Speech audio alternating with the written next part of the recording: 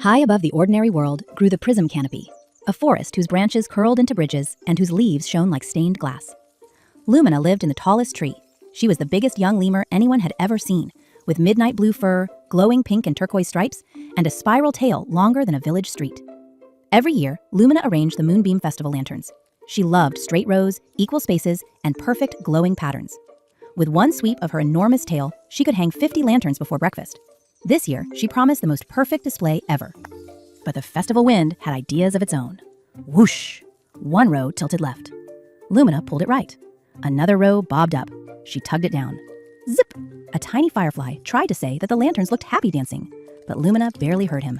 She dashed across springy branches, swung around trunks, and stretched her tail from tree to tree. The faster she straightened the lanterns, the harder the wind played. Soon, Lumina was racing in circles while glowing lanterns bounced behind her like hiccuping stars. Please hold still, she puffed. Perfect things do not wiggle. Professor Pavo, the old rainbow parrot, unfolded a ribbon called a wind map. It bent into loops whenever a breeze passed.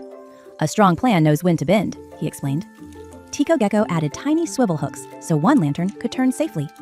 Zip flashed a slow rhythm. Blink, blink, pause. Lumina watched one lantern float in a gentle circle. It was pretty, but it was not straight. Thank you, she said, rolling up the wind map, but I can still make my original plan work. Her luminous stripes dimmed as she tightened every rope once more. Lumina made one enormous knot and tied all 200 lantern ropes to her spiral tail. Now, nothing can move out of line, she declared. The forest became very quiet. Then, the festival wind inhaled. Ooh. Lumina's tail lifted like a sail. She spun around one branch, bounced from another, and sailed over the treetop square with lanterns streaming behind her. Red, gold, blue, and green lights twisted into a giant glowing river. The knot snapped. Lanterns raced toward the Shimmer Falls, and little Zip was swept along inside a rolling golden lantern. Lumina sprang after them. She used her tail as a swinging rope, curved around crystal trunks, and landed on a giant leaf that skimmed the air like a sled. Tico zipped beneath falling lanterns, catching their ropes with his sticky feet. Professor Pavo whistled warnings from above. At the edge of Shimmer Falls, Zip's golden lantern tipped forward. Lumina stretched farther than she ever had, hooked the handle with the very end of her tail, and swung Zip safely onto her shoulder. Then she opened her arms and let the remaining lanterns float into the soft moon vines below instead of yanking them back. At Mirror Pool, the friends rested. The water replayed the chase in silver reflections. Lumina noticed that the playful wind had never broken a lantern. Her tight ropes had knocked them together. Her one enormous knot had pulled everyone into danger. Lumina's ears drooped. I wanted the festival to be perfect, she admitted. I forgot to leave room for anything I did not plan. Professor Pavo rested a wing on her paw. Tico offered a swivel hook. Zip blinked his gentle rhythm again. Lumina took a deep breath.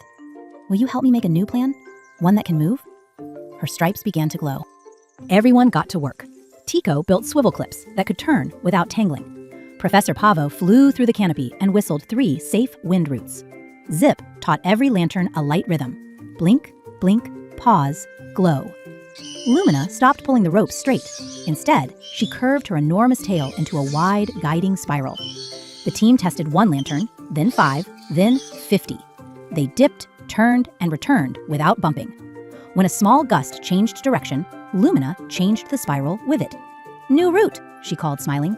Same goal. Everyone gets home safely. Just before moonrise, the strongest wind of the evening swept across the prism canopy. The crowd gasped. Lumina planted her broad paws, lifted her spiral tail, and gave the signal. Professor Pavo whistled. Tico released the swivel clips. Zip flashed. Blink, blink, pause, glow. The lanterns rose, but this time, nobody fought the breeze. Light streamed around Lumina in turquoise rings, looped above the trees in golden ribbons, and spiraled across the sky. The wild gust became part of the dance. 200 lanterns formed a moving constellation shaped like a smiling lemur, then burst into a rainbow of safe, floating circles. The Moonbeam Festival began with drums, wing bells, and delighted cheers. Children danced beneath lanterns that dipped low, climbed high, and always left room for the next light. Lumina received a silver wind ribbon, not for making the straightest display, but for creating the first lantern dance. She hung the ribbon loosely on her tail so it could flutter. From then on, Lumina still made careful plans. She also added 3 important spaces: room to listen, room to change, and room for another person's rhythm. Changing a plan was not giving up. Sometimes it was how a good idea learned to dance. The end.